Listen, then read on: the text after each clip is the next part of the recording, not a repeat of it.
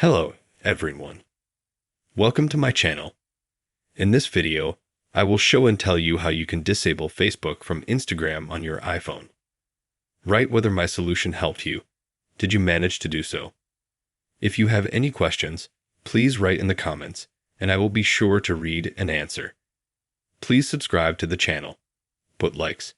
Let's get started. To do this, we need to open Facebook. In the bottom right corner, open the menu.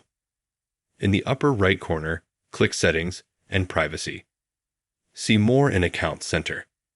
Here we select Profiles. Further, we open Facebook. Name, username, profile, avatar appears. We click on Facebook. And in order for us to turn it off, we need to turn off this function and click Stop. Wait for this to load. After that, we go back to the main page. And thus, we were able to completely disconnect Facebook from Instagram on iPhone.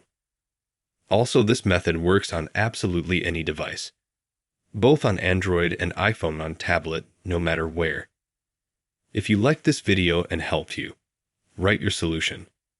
How did you manage to do it? If you have any new ways, also write. I will read and reply to everyone. Thank you all for watching. Subscribe to the channel. Give me likes. Goodbye.